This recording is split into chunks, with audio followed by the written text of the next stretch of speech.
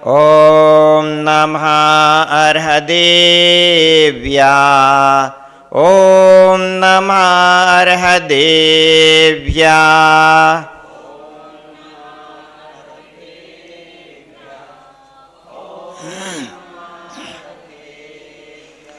ॐ नमः गुरुदेवेभ्या ॐ नमः गुरुदेवेभ्या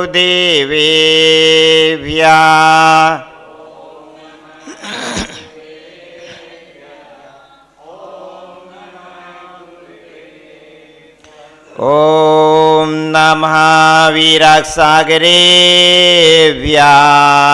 ॐ नमः वीरागसागरेभ्या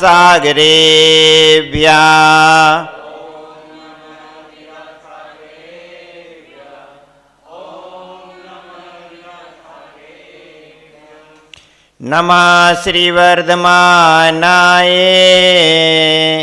निर्धूतकलिलात्मने सालोकानां तिलोकानां यद्विद्यादर्पणायते यद्विद्यादर्पणायते गुरुवर्हद् गुरु सिद्ध गुरुराचार्य पाठिका गुरु साक्षात् परम साधु तस्मै श्री गुरवे नमः तस्मै श्री विराग गुरवे नमः तस्मै श्री विराग गुरवे नमः।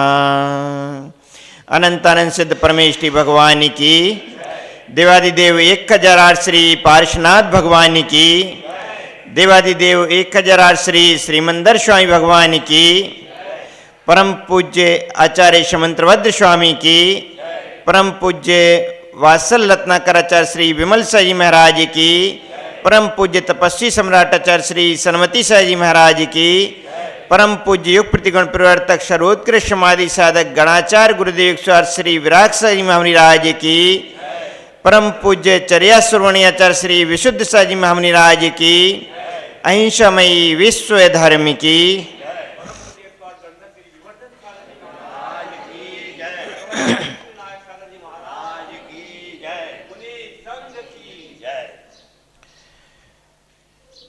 वीर प्रभु एवं परम पूज्य आचार्य भगवान विराग सागर जी गुरुदेव को स्मरण करते हुए आचार्य शमंतभद्र स्वामी जिन्होंने जिन शासन के लिए वह विभूति प्रदान की जिसके कारण से जिन शासन आज जयवंत हो रहा है। बंधु, सम्यक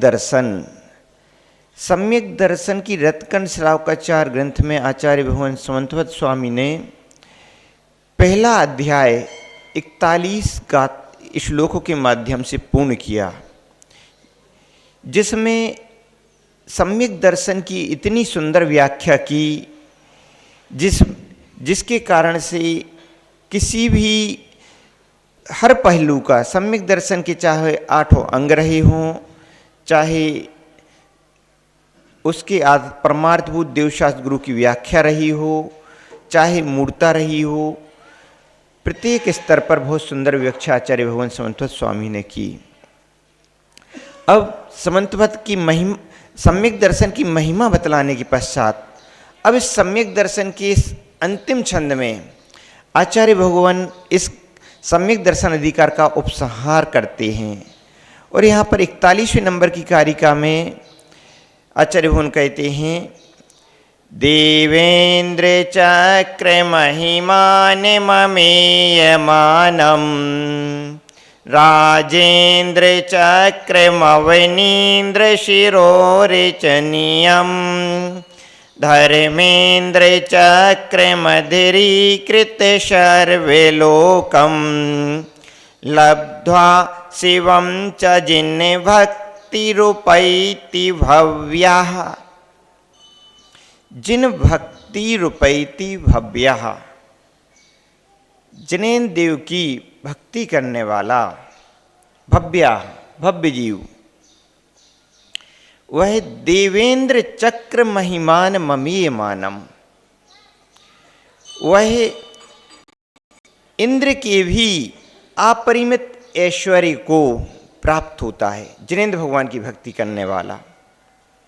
राजेंद्र चक्र मवनीन्द्र शिरोरचनीयम, राजेंद्र चक्र, राजाओं का चक्र, राजाओं का जो अधिपति होता है, ऐसा अधिपति चक्रवर्ती, राजाओं का अधिपति चक्रवर्ती के पद को वह प्राप्त होता है।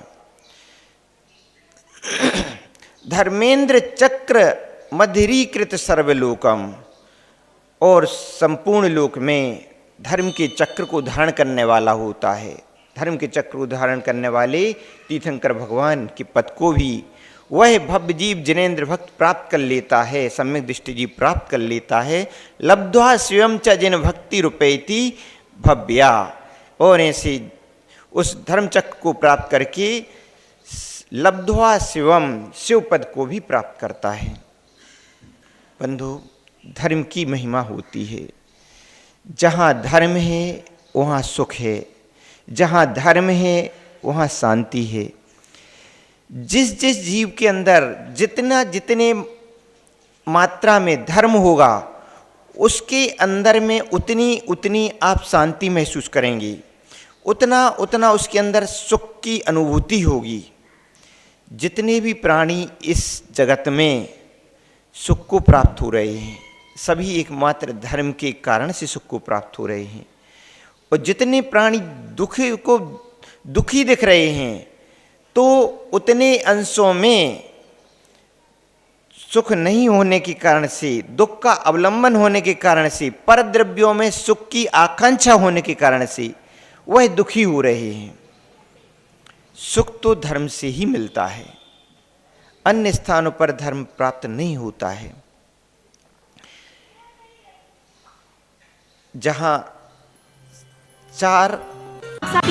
पर सम्यक दर्शन की व्याख्या की, तो वहां पर धर्म सम्यक दर्शन की बाह्य लक्षण कहे गए, तो उसमें आस्तिक्य, संवेग, अनुकंपा, यह उसके लक्षण कहे गए। अनुकंपा भाव, दूसरों के प्रति अनुकंपा का भाव जिसके अंदर होता है, यह दया का भाव जिसके अंदर होता है, वह सम्यक दर्शन का लक्षण है। जयपुर नरेश हुए, जयपुर नरेश में किसी शासन में वहाँ मंत्री थे अमरचंद, और अमरचंद जैन मंत्री थे। और वह मंत्री तो थे, लेकिन धर्म उनके अंदर में समाया हुआ था, रग रग में धर्म समाया हुआ था। अहिंसा के लिए प्रसिद्धि थी, तो एकमात्र उनके शासन में अमरचंद की प्रसिद्धि थी। और वह अमरचंद मात्र मंत्री ही नहीं थे, मंत्री होते हुए भी ऐसा काम करते थे कि राजा के काम को भी वह स्वयं अमरचंद कर देते थे। करुणा भाव ऐसा था। वह वेश बदल करके जाते थे, रात्रि में वेश बदल करके जाते थे, और संपूर्ण प्रजा की वहाँ पर ध्यान रखते थे कि कहीं कोई कष्ट तो नहीं है, कोई दुखी तो नहीं है, इस प्रकार का ध्यान रखते थे। यह भाव किसके हो सकते हैं? यह भाव उसी जीव के अंदर हो सकते हैं जिसके अंदर करुणा भाव होगा, जिसके अंदर अनुकंपा भाव होगा, जिसके अंदर कुछ ना कुछ धर्म होगा। यह भाव उसी के अंदर ही उत्पन्न हो सकते हैं। एक बार अमरचंद रात्रि में जब इसी प्रकार से वेश बदल करके गए, तो एक घर से आवाज़ आ रही थी। वहाँ पर बच्चा रुदन कर रहा था। बच्चा बोल रहा था, माँ कुछ खाने के लिए दो, कुछ खाने के लिए दो। और माँ समझा रही थी, बेटा चिंता मत करो, अभी सुबह हो जाएगी तो फिर सुबह कुछ अवश्य खाने को देंगे। वह अपने पति से बोल रही थी कि आप जल्दी ठीक हो जाएं, आप जल्दी स्वस्थ हो जाएं, ताकि जो हमारे बेटे भूखे हैं उनकी भूख की वेदना दूर हो सके। बंधु, पति बीमार पड़ गया।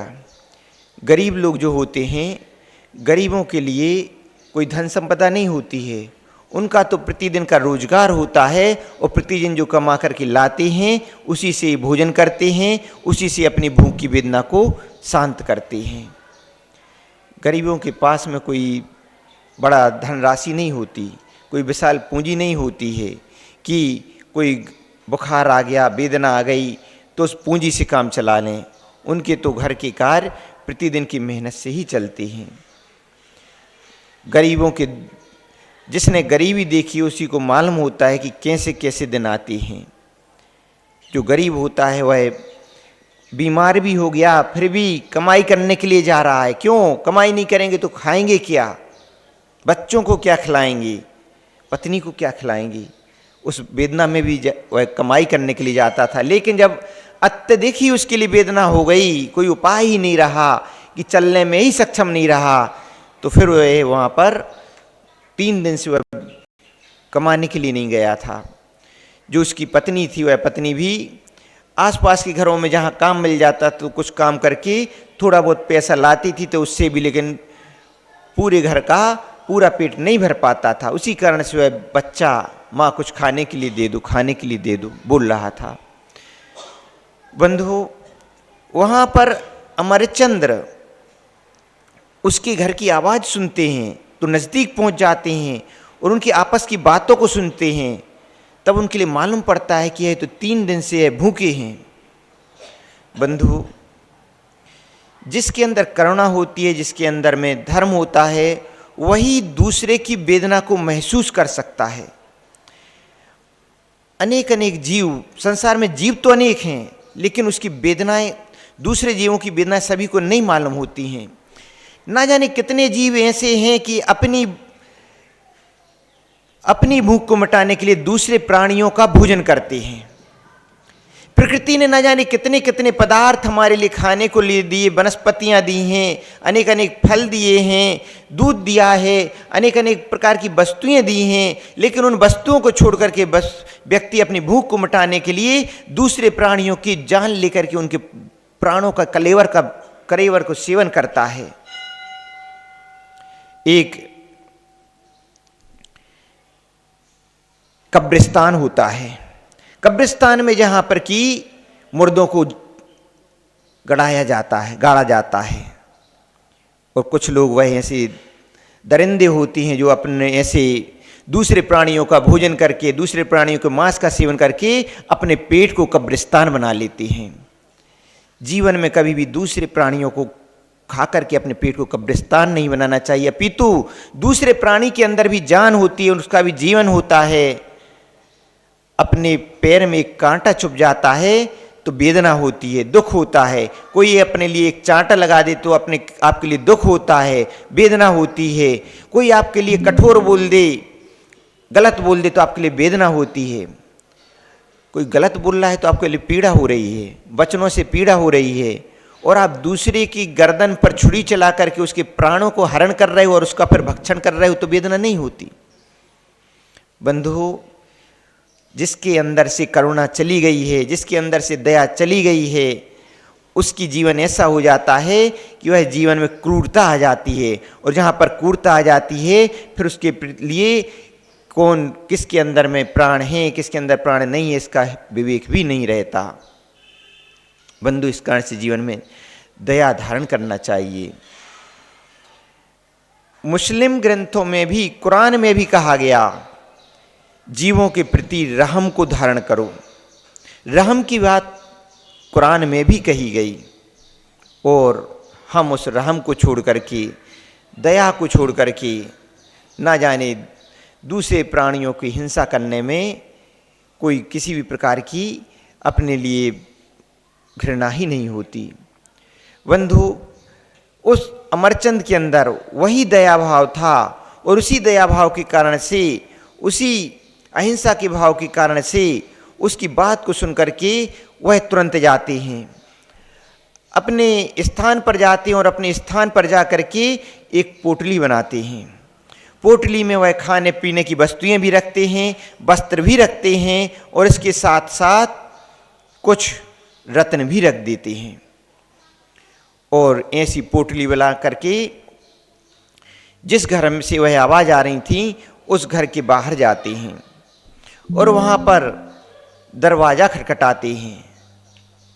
बंधु, गरीबों के लिए तो जिसके लिए कोई पूछने वाला नहीं होता, अमीरों को सब पूछने वाले मिल जाते हैं।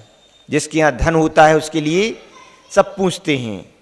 जिसके पास धन होगा तो जो रिश्तेदार नहीं होंगे वह अपनी रिश्तेदारी बतलाने लगेंगे, हम आपके मामा के, फूफा के, चाचा के, भैया के बहनोई हैं, ना जाने कहाँ कहाँ के रिश्ते निकाल लेंगे। लेकिन जब किसी के ऊपर विपत्ति आती है, कष्ट आता है, तब जो सगे संबंधी भी होते हैं तब वे भी रास्ता काट लेते हैं, उस रास्ते से ही नहीं आते जहाँ पर उनके संबंधी रहते हैं। क्यों? अभी यह हमसे मदद के लिए कहेगा, सहायता के लिए कहेगा। बंधु, विपत्ति के दिन ऐसे ही होते हैं। विपत्ति में सगे भी अपने नहीं होते और जहाँ पर सब पुण्य होता है तो सभी अपने हो जाते हैं। तो उसके घर में उस गरीब के घर में जब आवाज़ आती है कि कोई दरवाजे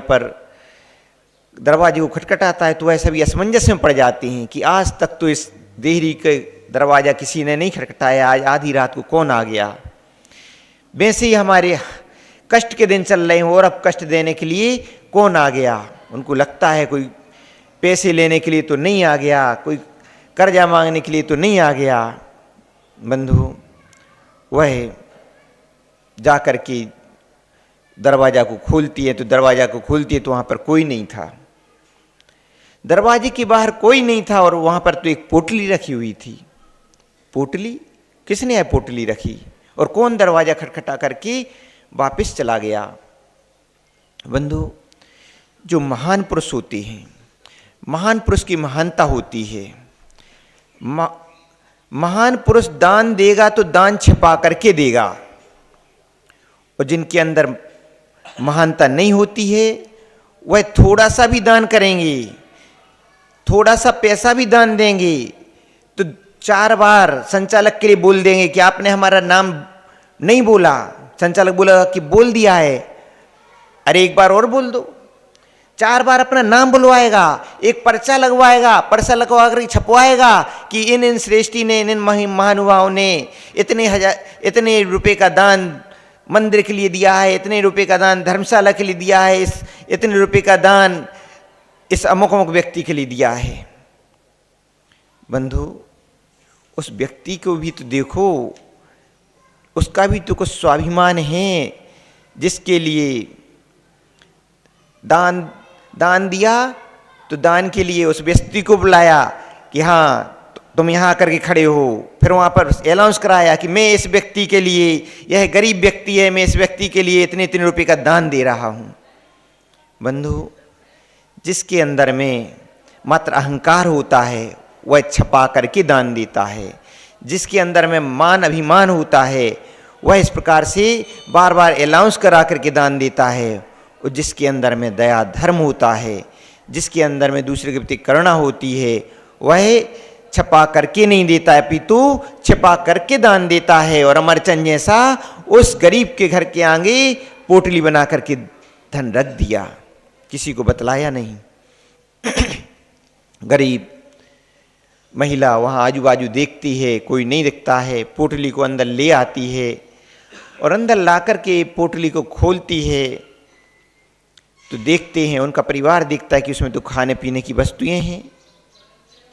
सभी पहले खुश हो जाते हैं, लेकिन खाने पीने की वस्तुओं के साथ में देखते हैं वस्त्र भी हैं, खुश हो जाते हैं। लेकिन उसमें देखते हैं कि उसमें तो रत्न रखे हुए हैं, तब वह सोच में पड़ जाते हैं, यह कोई हमारे साथ छल तो नहीं कर रहा, मायाचारी तो नहीं कर रहा, कोई हमारी गरीबी के साथ में खिलवाड़ करने के लिए तो नहीं आया। बंधु, वह विचार में पड़ जाते हैं और फिर सोचते हैं कि नहीं, इसमें से हमें कुछ भी नहीं लेना है। बच्चे बिलख रहे हैं, बच्चे कुछ खाने के लिए मंगा रहे हैं, लेकिन फिर भी माँ कहती है बेटा यह अपना नहीं है, न जाने किसका है, कौन रख गया है, इसको अपन को नहीं लेना है। इस तुम चिंता मत करो, स्वयं आपके लिए आपकी भूख के लिए कुछ ना कुछ अवश्य व्यवस्था हो जाएगी। इस प्रकार से बोलते हैं। बच्चे को भी शांत कर लेते हैं। क्यों? दूसरे का धन है, दूसरे का धन बिना पूछे नहीं लेंगे। बंधु, स्वाभिमानी पुरुष अपने स्वाभिमान को सदा रखता है। स्वाभिमान कभी अंतर नहीं आने देना। भूखा रह लेगा, प्यासा रह लेगा, लेकिन कभी भी अपने स्वाभिमान में अंतर नहीं आने देता है। प्रातः काल की बेला में वह परिवार के साथ में राजा के पास जाता है और राजन से कहता है, हे राजन, रात्रि के समय में कोई व्यक्ति आया था और यह पोटली रख करके यहाँ पर हमारे घर के बाहर चला गया था और इस पोटली में रत्न भी रखे हुए हैं, तो यह हम आपके लिए देने के लिए आए हैं।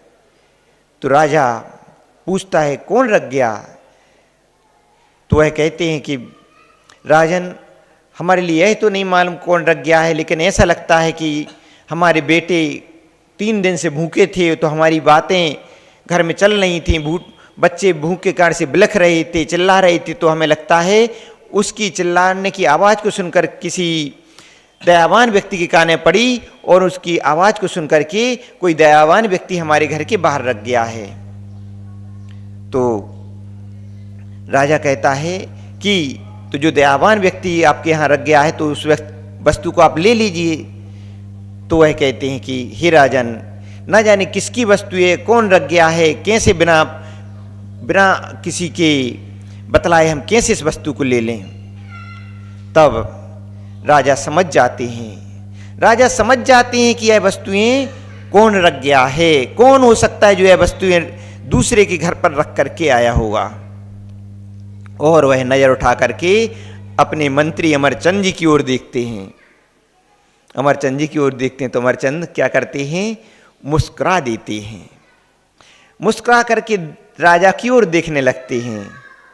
राजा पूछते हैं कि हे मंत्री, हे अमरचंद, बतलाओ क्या तुम ही यह वस्तुएं इनके घर के कुटी के बाहर रख करके आए थे? अमरचंद बोले, हे राजन, मैं तो उनके बच्चे भूख से बिलख रहे थे, उनके लिए भूख लग रही थी, इस कारण से रख करके गया था। तो हे अमरचंद, तुमने ये तो बहुत अच्छा कार्य किया कि उन भूखे बच्चों की भूख का ध्यान रखा। जाओ और जाकर के उन परिवार से बोल दो कि ये वस्तुएं आपके लिए ही हैं। आप उनसे बोल करके नहीं आए, इस कारण से उन्होंने उसको ग्रहण नहीं किया था। अब अपने मुख से स्वयं बोल दो कि यह वस्तुएं हमने आपके लिए दी, बोल दो। अमरचंद बोलते हैं कि राजन, अभी मैं बोल दूंगा, और उनको एकांत में ले जाते हैं और एकांत में ले जाकर के सारी बात बतला देती हैं। बंधु, कितनी दूरदृष्टि!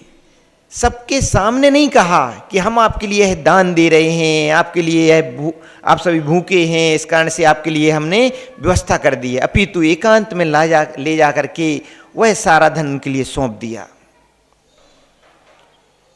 राजा अमरचंद को सम्मान करता है कि हमारे नगर में ऐसे अमरचंद जैसे व्यक्ति रहेंगे तो हमारे लिए कोई चिंता की बात नहीं है, हमारे इस नगर में का कोई व्यक्ति कभी दुखी नहीं रह सकता।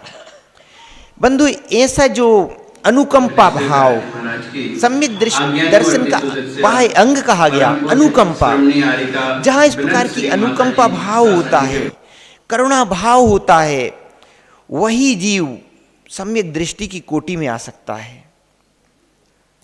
हम सम्यक दर्शन की बड़ी बड़ी बातें करें, सम्यक दर्शन के विषय में बड़े बड़े व्याख्यान पढ़ें, लेकिन हमारे अंदर इन गरीब व्यक्तियों के प्रति दया भावना पाए। परस्पर हो पग्रहो जीवा नाम सूत्र कहा गया। अपने यहाँ एक जीव दूसरे जीव का परस्पर में उपकार करता है। गायें भूखी हों, प्यासी हों और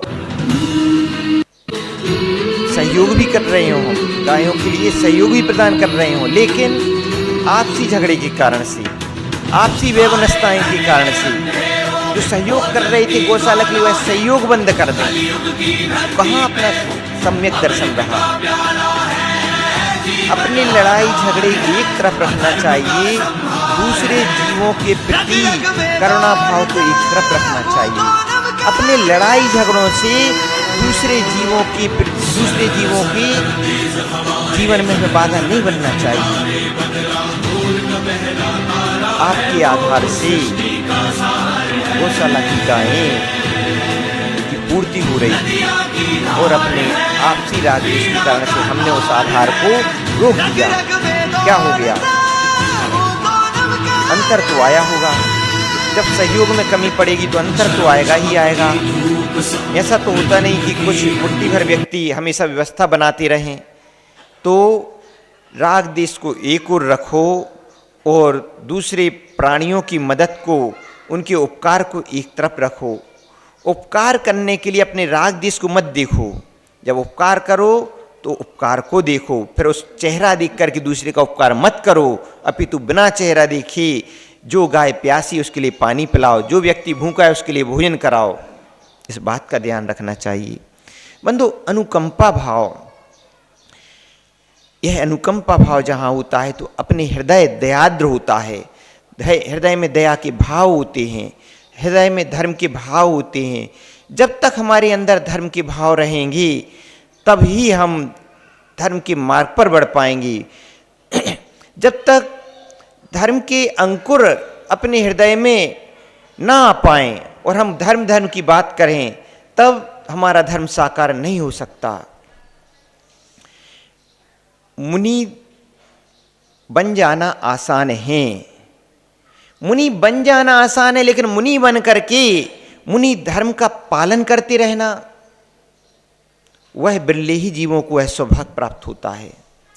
मुनि तो बन जाते हैं, लेकिन मुनि बनने के पश्चात में कहीं ऐसा ना हो कि मुनि बनने के पश्चात में जो आपको भक्त मिल जाएं और भक्त मिलने के पश्चात में ना जाने हम इस मुनि धर्म से भटक जाएं। मुनि बनने के पश्चात में ऐसा ना हो कि कहीं पर हम जो जिनवाणी में सूत्र कहे गए हैं उन सूत्रों का ध्यान न रख पाएं, जिनवाणी को स्वाध्याय करने का समय ना मिले, हमारे लिए जिनेंद्र भगवान की वाणी को श्रवण करने का समय ना मिले, हमारे लिए कहीं ऐसा ना हो कि सामायिक करने का समय ना मिले, हमारे लिए कहीं ऐसा ना हो कि प्रतिक्रमण करने का समय ना मिले। वर्तमान का समय वेस्टर्न कल्चर श्रावकों पर तो प्रभाव डाल रहा है, तो प्रभाव डाल ही रहा है। मुनिजन भी कहीं इससे प्रभावित ना हो जाएं, कहीं मोबाइल लेकर के मुनिजन भी ना बैठ जाएं और मोबाइल लेकर के कहीं उसमें कोई नाटक देख रहे हैं, सीरियल देख रहे हैं, मोबाइल चला रहे हैं, अपने हाथ से मोबाइल चला रहे हैं। बंधु, मुनियों का मोबाइल देखना मुनियों का धर्म नहीं है, मोबाइल चलाना मुनियों का धर्म नहीं है। मोबाइल पर अन्य वस्तुएं देखना, मोबाइल चला करके अन्य वस्तुओं को देखना, ऐसा ना हो कि सामायिक के समय पर मोबाइल चला रहे हों, रात्रि में मोबाइल चला रहे हों। वर्तमान में इस बात का ध्यान रखना पड़ेगा कि इस मोबाइल की चकाचौंध से मुनियों को भी बचना पड़ेगा। यदि मोबाइल की चकाचौंध से मुनि नहीं बचेंगे तो फिर दूसरे को हम कैसे शिक्षा दे पाएंगे? दूसरों के लिए तो हम प्रवचन देते हैं, लेकिन दूसरों को प्रवचन देते हुए हम स्वयं ही भटक जाएं। पहले स्वयं को संभालें ताकि जो धर्म के विषय में कहा गया है वह धर्म हमारे अंदर रह सके। ऐसा ना हो कि हम मुनि तो बन जाएं लेकिन मुनि बन करके धर्म हमारे अंदर से चला जाए। कितना प्रभाव मोबाइल का, कितना गलत प्रभाव बढ़ रहा है कि मोबाइल के गलत प्रभाव के कारण से व्यक्ति इतना अधिक प्रभावित हो गया, इतना अधिक प्रभावित हो गया कि मोबाइल में ही खो गया है। जब देखो जब कमरे में बैठ जाता है, जहाँ दुकान पर बैठ जाता है, तो मोबाइल में ऐसा खो जाता है कि क्या चल रहा है क्या नहीं चल रहा है सबको भूल जाता है। माता पिता के प्रति हमें क्या कार्य करने हैं क्या कार्य नहीं करने हैं, माँ कोई कार्य का बोल रही है लेकिन उस बात को भी भूल जाता है, पिताजी कोई कार्य का बोल रहे हैं लेकिन उस कार्य को भी भूल जाता है। मोबाइल कहाँ चलाना चाहिए कहाँ नहीं चलाना चाहिए, ऐसा बिजी हो गया कि 2 नंबर को भी जाता है, 2 नंबर के स्थान पर बैठ करके भी मोबाइल चला रहा होता है। क्या बुद्धि हो गई, कुंठित बुद्धि। कुंठित बुद्धि के कारण से मात्र मोबाइल में भी खोया हुआ है, मोबाइल को ही अपना दुनिया बना ली है। बंधु, मोबाइल को दुनिया मत बनाओ, अपितु धर्म को दुनिया बनाओ। जिसने धर्म को दुनिया बनाया है वह सुखी रहा है, और जिसने मात्र जो मोबाइल में ही जी रहा है उसने तो अपने दिमाग को मात्र मोबाइल में ही लगा दिया है। उसका मोबाइल क्या हो गया है, उसका मन संकीर्ण होकर के रह गया है। और जिसका मन में मात्र मोबाइल दिख रहा है, उसके मन में मात्र मोबाइल की दुनिया रहती है, और मोबाइल में जो दिखता है वही उसके दिमाग में बस भरा होता है। रात्रि में सोता भी है तो कितने बजे सोता है, कोई 11 बजे, कोई 12 बजे, कोई 1 बजे तक मोबाइल देख देख करके जाग रहे हैं, और जाग करके अपना मन को विकृत कर रहे हैं, मन को दूषित कर रहे हैं, और मन को दूषित करके अपनी जो सुख है, अपने आत्मा का सुख है, अपने अंदर का सुख है, उस सुख को खो रहे हैं। जो अपने अंदर की शांति है उस शांति को खो रहे हैं। बंधु, व्यक्ति सुख तो चाहता है, शांति तो चाहता है, लेकिन सुख जहां है वहां सुख को नहीं खोजता, जहां शांति है वहां शांति को नहीं खोजता। मोबाइल में सुख को खोज रहा है, मोबाइल में शांति को खोज रहा है। मोबाइल में 3 काल में सुख मिलने वाला नहीं है, मोबाइल में 3 काल में शांति मिलने वाली नहीं है। अपितु सुख मिलेगा तो एकमात्र धर्म से मिलेगा, शांति मिले तो एकमात्र धर्म से मिलेगी। जितना जितना हम धर्म में उतरते जाएंगे उतना उतना हमारे अंदर शांति आती जाएगी।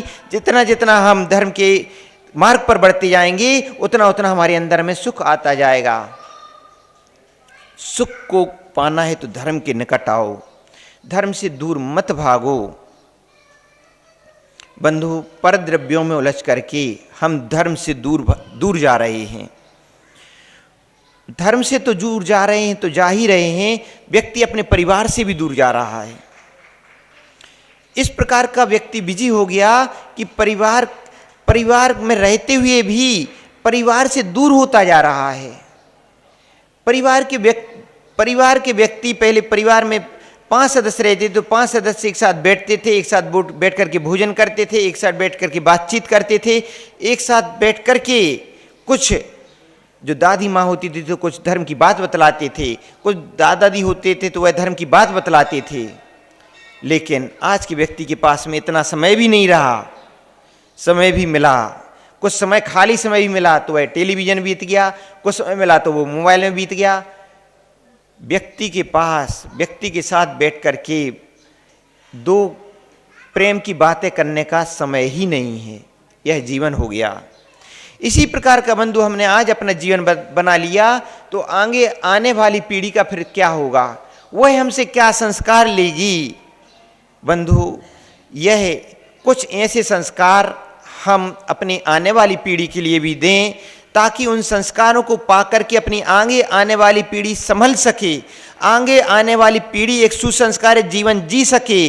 अन्यथा जिस तेज गति से वर्तमान में भौतिकता के चमत्कारों से, वेस्टर्न कल्चर के प्रभाव से जो वर्तमान में जो संस्कृति अपनी खोती जा रही है, वर्तमान में जो संस्कृति का जो प्राचीन संस्कृति का अभाव होता जा रहा है, जो अपने भगवान महावीर स्वामी के जो संदेश रहे हैं, भगवान महावीर स्वामी का जो धर्म रहा है, राम का जो धर्म रहा है, कृष्ण का जो धर्म रहा है, हनुमान का जो धर्म रहा है, हम उस धर्म को ना जाने कहाँ खो देंगे। राम के समय में दूध की नदियां बहती थीं, कृष्ण के समय में दही की नदियां बहती थीं, और आज के समय में, आज कलयुग में पानी भी बिक रहा है। पानी की भी नदियां जो बहती थीं तो वह नदियां भी क्या हो गई हैं, उस नदियों में भी नाले बहने लगी। देख लीजिए आपकी पड़ावा की नदी में, पड़ावा की नदी में क्या बह रहे हैं अब नाले, सारे जितने पड़ावा की नाले निकले हुए हैं सारे नाले उस आपकी पड़ावा की नदी में मिले हुए हैं। पहले अभी हम लोग सुबह प्रातः काल में जंगल की ओर जाते हैं तो बच्चे बतलाते हैं कि पहले हम उस कोने में डुबकी लगाते थे और उस कोने से डुबकी लगा करके उस छोर पर निकलते थे। अब बोलते थे कि महाराज जी यहाँ पर डुबकी लगाने के लिए पानी ही नहीं बचा, कहाँ डुबकी लगाएं और कहाँ निकलें। अब तो इसमें नालियों के पानी, पड़ावा की सारी नालियों के पानी, उसमें वो पानी बह रहा है, उसमें तो अब सूअर डुबकी लगा रहे हैं। सूअरों को भी डुबकी लगाने के लिए पानी नहीं मिल रहा है। यह दशा हो गई है और यही दशा जारी रही तो अभी तो क्या हो रहा है, गैस, यह किल्लत आ गई कि जो गैस की टंकी पहले आराम से मिल रही थी, उसके लिए अब लाइन में खड़े हैं, 4-4-6 दिन लाइन में खड़े हैं जब एक गैस की टंकी मिल पा रही है। और यही इसी प्रकार से हिंसा का विस्तार होता रहा। इसी प्रकार से हिंसा के विस्तार के कारण से जो आज आप इराक और ईरान और अमेरिका की जो युद्ध देख रहे हैं, और इसी प्रकार से जो पाकिस्तान और अफगानिस्तान का जो युद्ध देख रहे हैं, इसी प्रकार से यूक्रेन और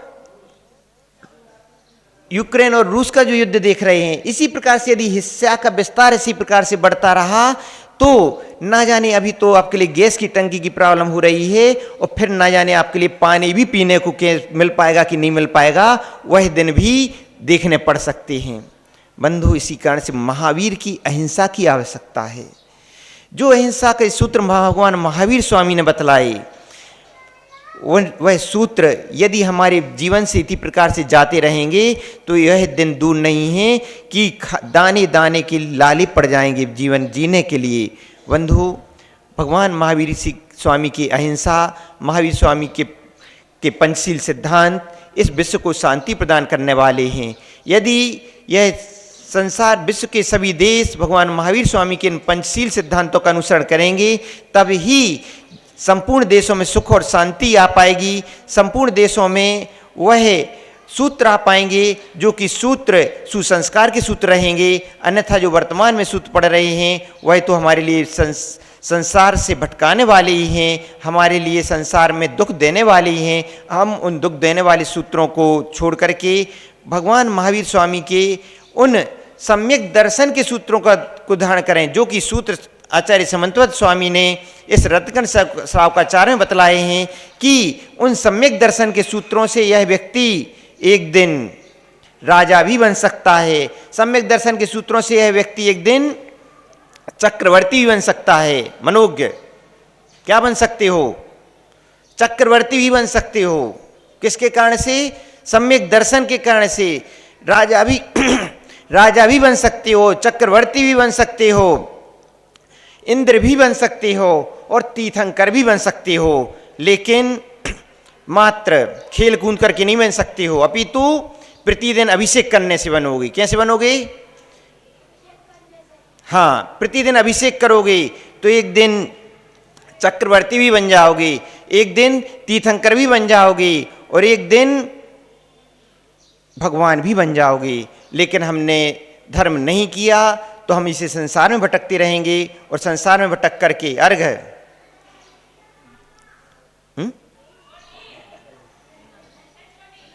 नहीं अनय यदि धर्म नहीं करोगे तो क्या बनोगे? एक दिन सुअर बनना पड़ेगा, एक दिन गधा बनना पड़ेगा, एक दिन गाय बनना पड़ेगा। तो ध्यान रखना, जिनको भी भगवान बनना हो, क्या बनना हो? भगवान। तुम्हें बनना है, बहुत अच्छा है। तो जिन जिन को भगवान बनना है उनको प्रतिदिन अभिषेक करना पड़ेगा, भगवान की पूजन करना पड़ेगी, भगवान का दर्शन करना पड़ेगा और एक दिन क्या करना पड़ेगा? एक दिन मुनि भी बनना पड़ेगा, तब भगवान बन पाएंगे।